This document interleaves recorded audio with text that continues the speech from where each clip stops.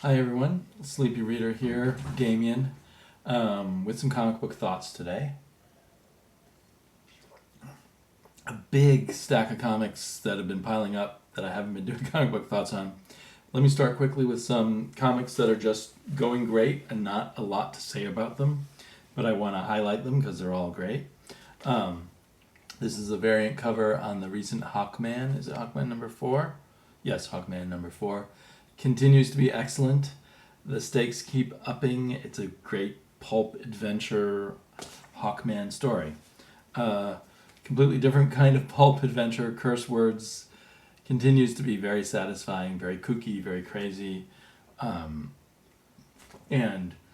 I feel like I'm in really good hands with Charles Soule and Ryan Brown for as long as they want to do this series. Similar feeling with Skyward.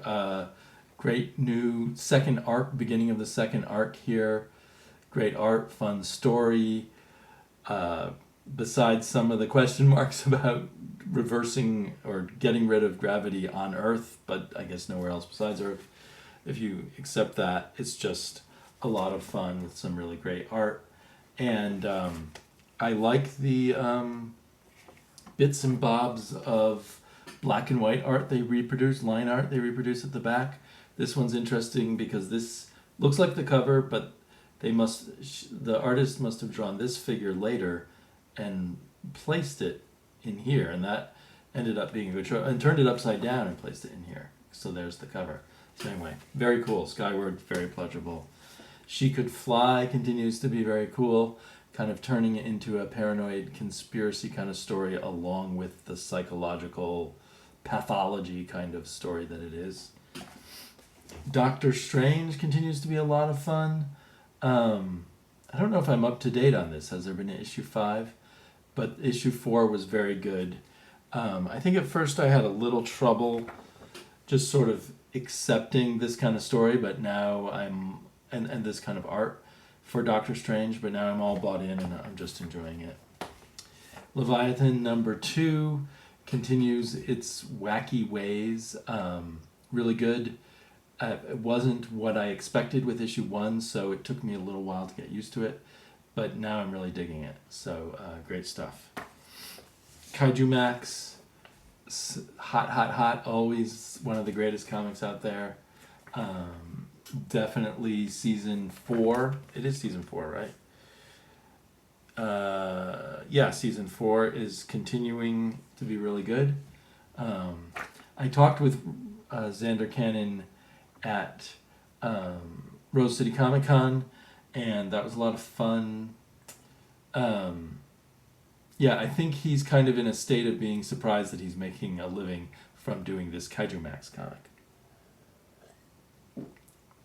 And Paper Girls continues to be awesome. The art, every time I get the next issue, I go, wow, this art is great. I mean, I have the same reaction every time. Good science fiction story, still puzzling at the end why they're so focused on the actual concept of Paper Girls when the thematic material of this book seems to have very little to do with that. Oblivion Song, already at issue number 10. You know, they just keep pumping out this really great story and great art and color, etc., especially color. Same things I've been saying all along. New World, cutting edge cutting edge science fiction, or not really, but really fun. Just the art is just so amazing. Weatherman continues all kinds of kooky twists, maybe too many things going on. It's a little hard to keep track of everything, but still a huge amount of fun. Birthright has been gone for quite a while, but is still totally excellent. This issue gave us a really cool kind of backstory for one of the characters, and gave us more insight into several characters, I thought, and just gave us brilliant art and color. Wonderful, possibly the best, sort of high fantasy comic out there, if it counts as high fantasy, I suppose. So here's a few comics that I read and decided to drop. Kind of no surprise that I ended up deciding to drop Hey Kids Comics by Howard Chaykin. It's just kind of bizarre and I don't know, what does it tell you about comics? Just that everybody is awful, and that it was an awful business to be in. So where's the delight? Where's the fun there? I would drop Captain America if I could. I have a print subscription to it. I can't have more than like 3 issues left, a print subscription from Marvel. I started this subscription with Samney and Wade. I didn't know their run was going to be so short, and I just wanted to get all the copies physically, but not pay so much of the Marvel tax, because I get about 48% or 46% off when I do a subscription. Just very dry very, very dry storytelling. Possibly interesting ideas, but kind of just all grim and depressing too. So, no. And I don't think the artist is a great artist for Captain America for whatever reason, although he is a good artist. Archie 1941, I was particularly, I got a Francavilla cover, which always gives you great hope, and I was particularly disappointed. Somehow the tone of it was too, Archie feeling sorry for himself, just too much. And, maybe there's a psychological truth there for people who graduated high school back in the days when most people did not go on to college. But I don't know, it just didn't click with me at all. And although I like the artist Peter Krause, for Archie, a sort of more realistic, updated Archie, the art felt thin and empty somehow. Harsh, but so I won't be picking up Archie 1941. I don't think I had that on my pull list. I think I just grabbed it. I did have the Cosmic Ghost Rider on my pull list, and I really wanted to like this, but ultimately, the silliness quotient is just so high, and I just kind of lost interest. And then there's a bunch of comics that I have other things to say about, comics I liked, and I want to say a few things about. A lot of them, so I guess I'll continue my headlong rush, perhaps, with at least some of these. In a fit of... I was originally just going to pick this up, Maneaters, and check it out, but instead I put it on my pull list like a week before it came out, because of Chelsea Cain's problems with Marvel Comics. It suddenly made me want to support her more. But I should have known her stuff is not... I don't know. This idea of menstruation and becoming a monster with menstruation is one I've seen before in science fiction short stories, and I never thought it was very promising. This one is mostly, it's entertaining. The art is decent. The color is decent. It has a good sense of humor stuck in here, but then it has this attack against the patriarchy, or making fun of the patriarchy. But what is the patriarchy? That's very undefined in this book. We got a great dad.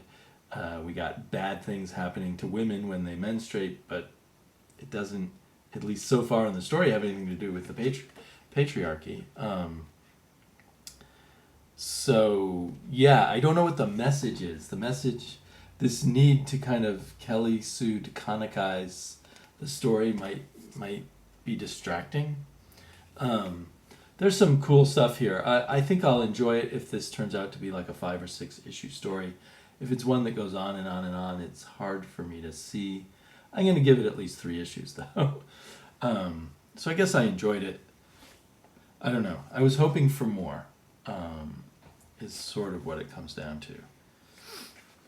And I don't know. It seems almost too easy, this kind of mocking the patriarchy that they do at the beginning of the comic. And again, yeah, I already said, just a little irritating that it's not connected to the story, really.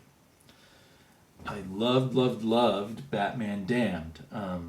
Ignoring all the controversy about it, it was a really cool story. I take it as an Elseworld story because, well, first off, the way Batman's costume looks like. Let's see if I can get a good close-up shot of it. But secondly, that Um, I'm sorry, I'm getting distracted now with it. The art was amazing. Batman's costume looks a bit like kind of a crazy man's costume, and Batman is a little bit of a crazy man. But then we have all kinds of magic mixed up in this.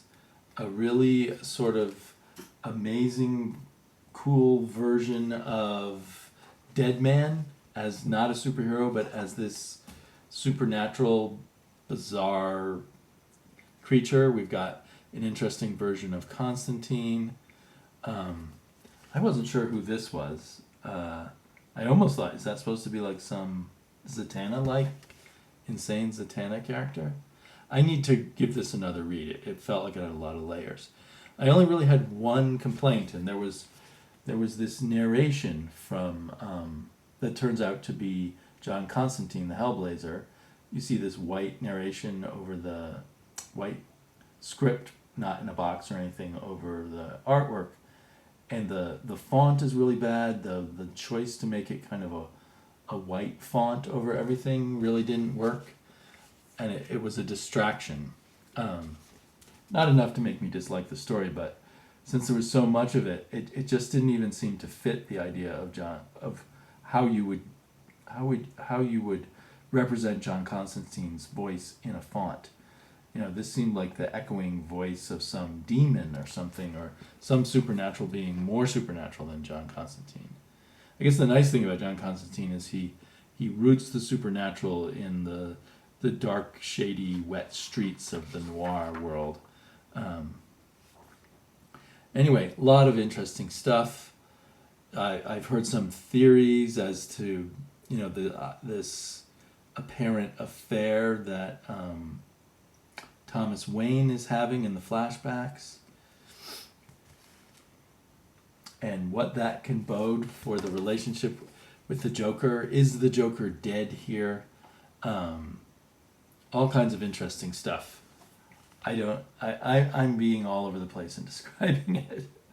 I think I'll be talking more about Batman Damned in future issues, or maybe when all 3 issues are completed, but highly pleasurable.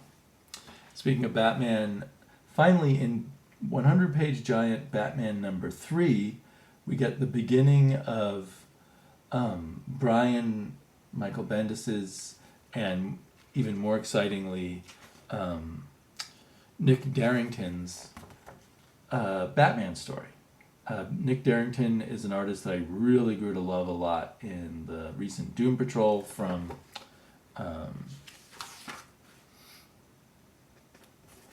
DC. I was trying to think of the name of the pop-up label that they had it under, and I suddenly went blank on that.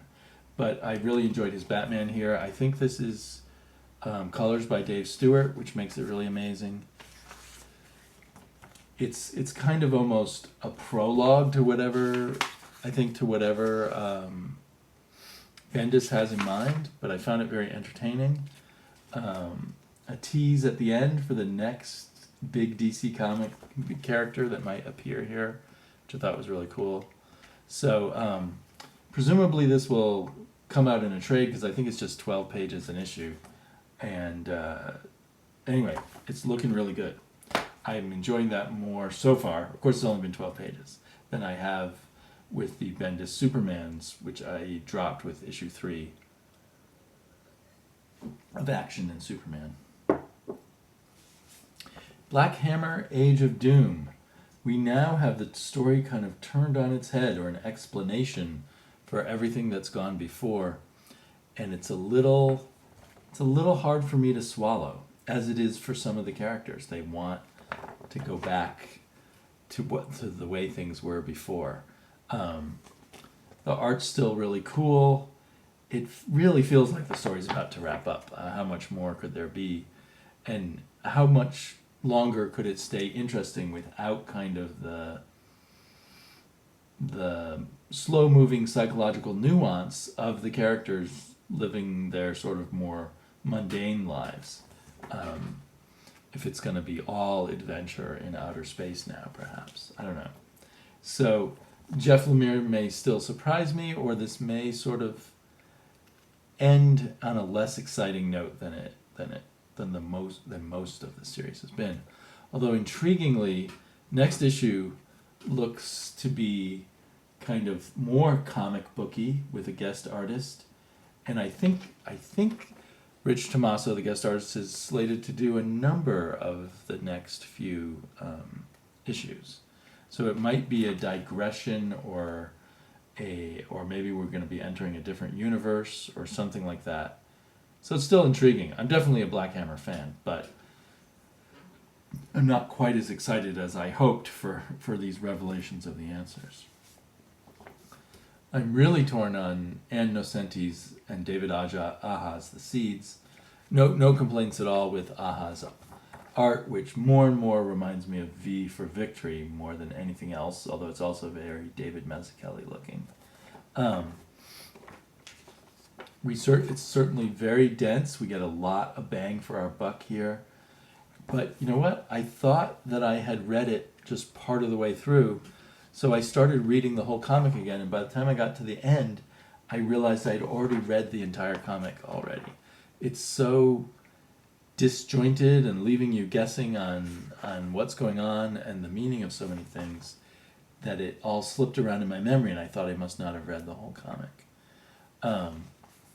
So I'm hoping, I'm gambling that some of the coherency remains. We'll see. There's kind of an odd quality of the characters accepting things too easily that I would find unacceptable, such as the woman who is now pregnant with one of the aliens' seeds, and she just seems to sort of accept the idea that they might get killed. And the reporter's responses to things she sees don't quite all fall together and make sense for me. So the Seeds, with now 2 issues out of 4 out, is more mysterious than it was with issue 1.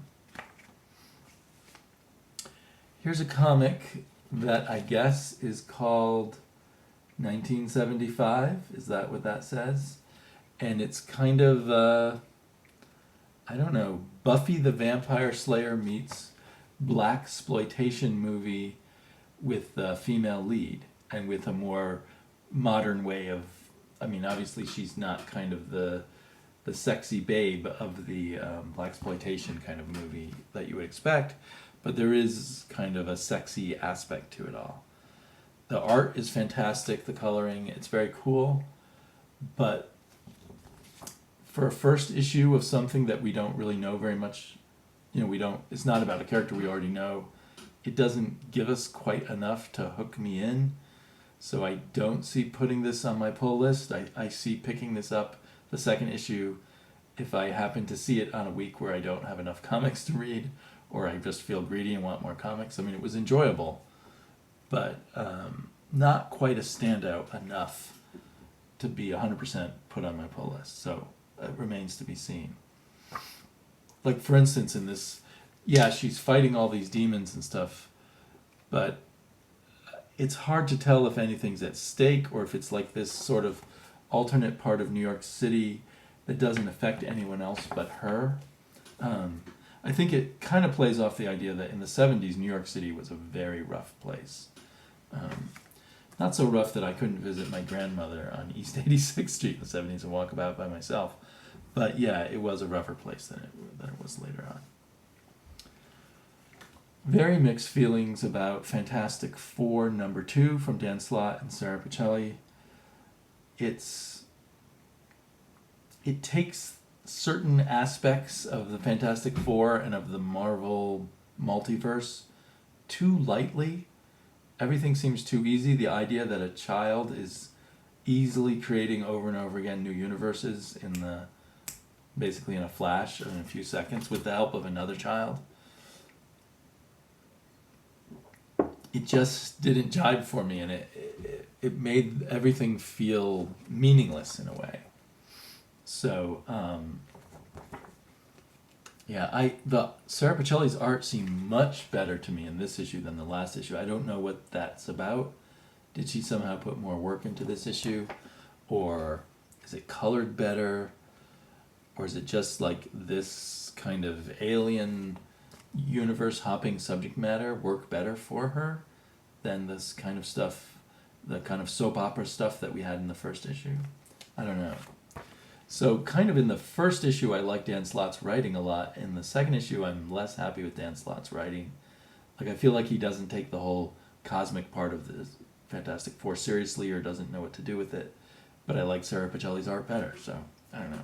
I have a print subscription from Marvel with this, so I'll keep getting that. Something I picked up on a goof, and it turned out to be really good, is Wrong Earth, the very first comic from Ahoy Comics. And it's drawn by Jamal Igle, who's a familiar artist, although his style looks a little different to me than I remember it from other things I've read by him.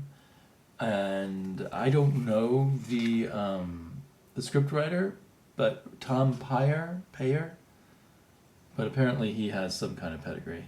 But what this turns out to be is a takeoff on Batman, but not just on one Batman. You've got Batman 66 and the darkest version of Batman you might imagine, swapping universes. And the way it's done is a lot of fun. The costume designs aren't that good, but other than that, it's really well written. It's fun to read, and I definitely want to get the next issue. So Ahoy Comics seems promising. And there's a lot of text material at the back. Oh, and also kind of a jokey, faux, old-fashioned, almost Archie style comic about the sidekick, as if it's from an old comic, including the way they've colored it to look like on faded old paper. That was kind of cool, and I enjoyed the interview with Jamal Igle. The really weird thing is the first part, I think it's the first part, I don't know, I didn't read it to the end. A text piece, it says Next Dangers Lies Ahead, a text piece by none other than Grant Morrison, and I think it's trying to make fun of Pulp Fiction, but I just didn't get very far into it. I don't like the way the font and the layout of the page is not appealing somehow, makes it hard to read, and it just seemed goofy, from reading the first few paragraphs. So that's interesting. I don't know if the Grant Morrison story will continue just in issues of Wrong Earth, or will be scattered about all of Ahoy Comics issues. Strange. Oh, I should have mentioned the Thing and Human Torch Marvel 2-in-1 alongside the Fantastic Four, because it's just getting weirder and weirder how these stories seem so out of sync with each other. This story was fun enough. Maybe I'm getting a little more used to the Ramon Perez art, but I'm still not a big fan of it. Love the cover art. I don't know if that's also by Ramon. That signature almost seems to say, I don't know what it says, that signature on the cover. But he does not draw the Thing and the torch like that on the inside, if it is the same artist. I don't think it is. So, yeah, what's going on there? Why flaunt continuity and consistency so much, especially on a big launching comic? It's just weird. Speaking of weird continuity, Mr. Miracle number 11 was really good. They have their face-off with Darkseid, where they seemingly are giving up their child to Darkseid, and it's done in the typical Tom King manner. Somehow the coloring of this issue was really pleasing to me. The bizarreness of the bizarre grotesqueness of Darkseid really worked for me. He's nothing like a human being, except that he has this moment where he does eat some veggie dip, which is just the kind of Tom King kind of thing, I guess. But so there's kind of an end. I guess I don't want to spoil it. That I think implies all of this is in a different universe or a different reality than the regular DC comics, but I'm not sure. and we'll have to wait till the next issue to see. I knew who the character Metron shows up at the end. I don't think it's spoiling too much to say that. I've heard some people not know who he was. Metron, who is the new god who sort of stands between New Genesis and Apocalypse in the sense that he doesn't care about either side, or he'll help either side, and all he's interested in is knowledge.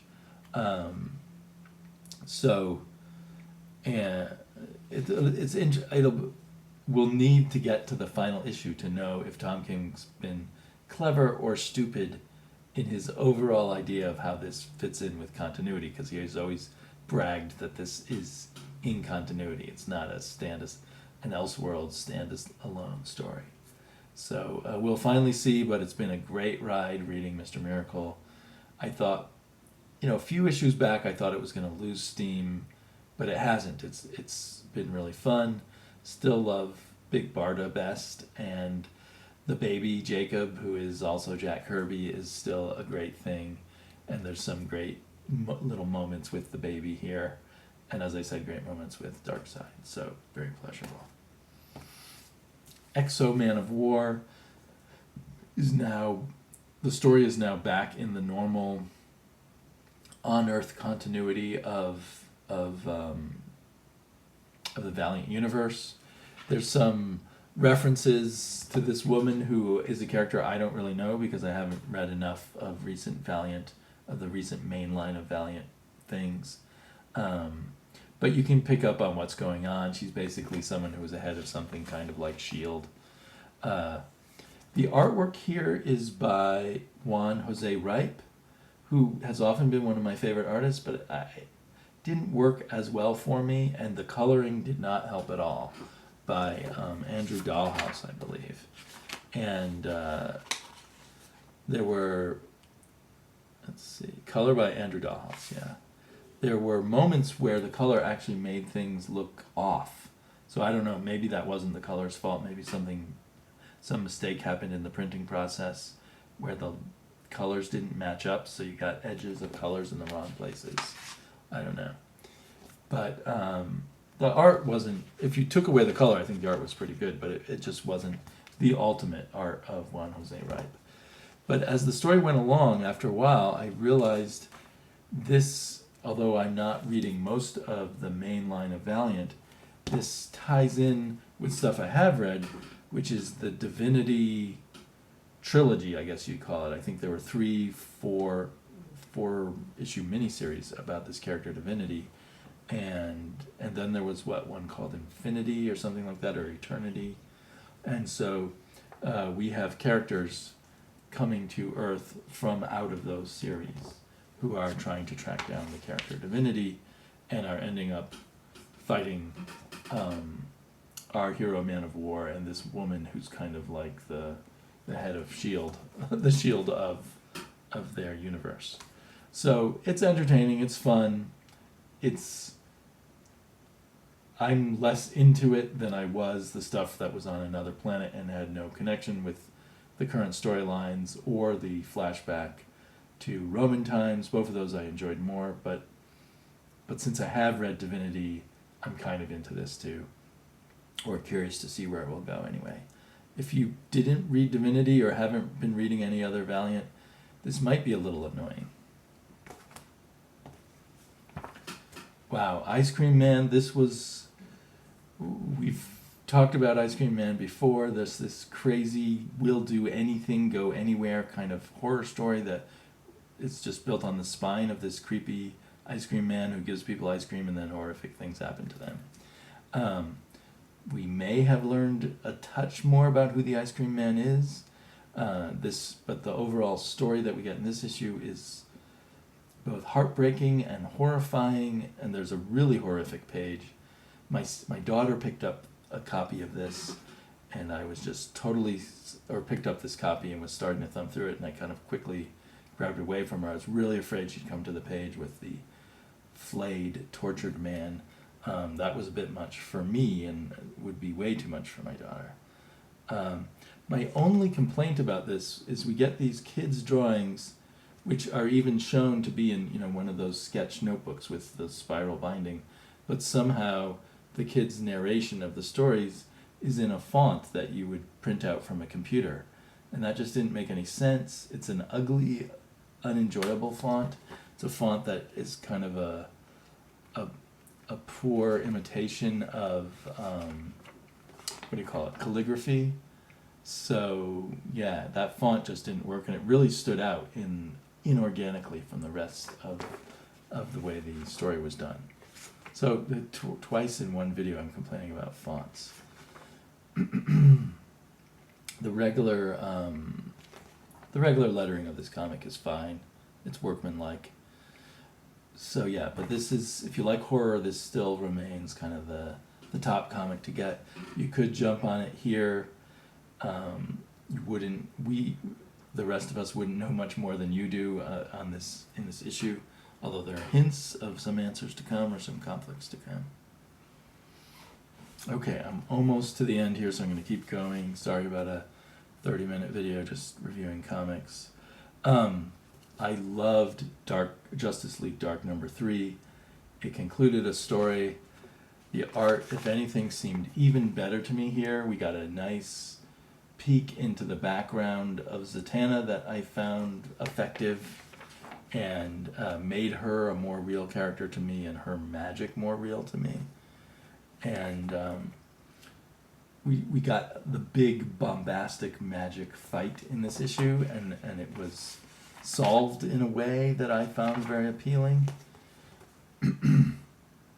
This it seems like DC is still in a transition to this different kind of paper, and some of them the color doesn't work. This one the color worked very well on this this more matte paper, and we just got amazing artwork and amazing coloring and a very satisfying story, I thought, combining that bombast and a big adventure and some nice character moments, particularly around Zatanna, but also Wonder Woman, I felt had some good moments.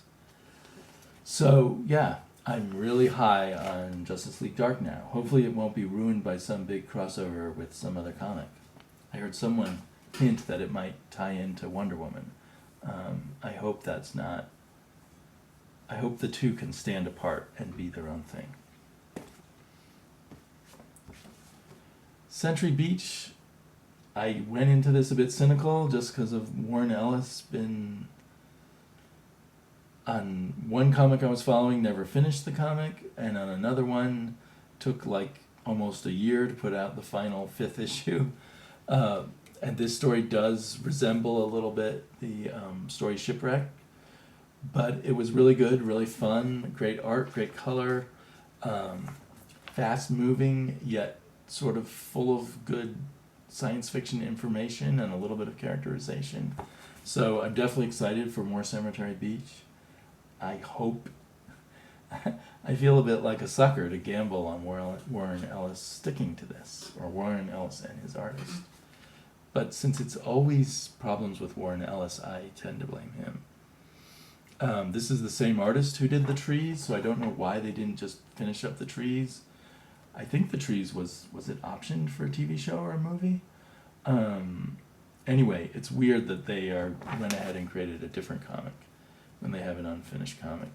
They seem to be kind of hinting on the back that they have a lot of issues already slotted. So September 12th, October 17th, November 14th, December 12th. So yeah, that gives me a little more confidence that they plan to keep going. It looks like they're not taking any months off or anything like that. So interesting thing about this is it's very thin. It's published on less pages. There's no ads for other comics.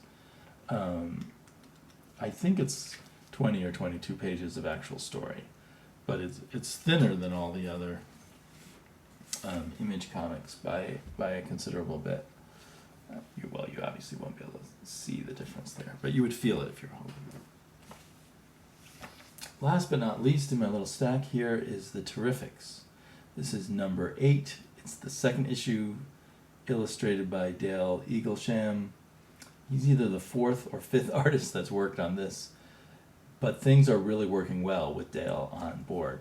And I don't know how long he's going to stay, because I read he's going to be doing Shazam. But this was a really fun issue, with a real team up at last with Tom Strong, which has been promised since the first issue, and with other characters from Tom Strong, like what's the name of that robot? Newman, the robot, the steam pneumatic robot, and we get a glimpse of one of his gorilla sidekicks, and somewhere out here, I don't think we actually see her, is his wife, Dahlia, or is that his daughter? I don't know, can't remember. And so each team is going off to a different universe, and it looks just like a lot of fun, and the level of detail that Eaglesham puts into it, and the facial expressions and everything, is really effective. There are moments where Eaglesham's art reminds me of glimpses I've had of Frank Frazetta comic book art. So that's definitely interesting. Oh, here she is. Tesla Strong, his daughter. But Eaglesham is really making this story come alive and feel solid, as if it really is happening, and it's not just one big goof, even though we're looking at some very goofy storylines here. So really enjoyed this. Maybe I want a Dale Eaglesham Tom Strong comic, but it's nice to have the Terrifics play off Tom Strong too. A lot of fun. Okay, 36 minutes. Thanks so much for everyone who's made it to the Terrifics here at the end. I will be back soon with my next Sleepy vlog, responding to a lot of comments and questions and blathering on as usual. Talk to y'all later.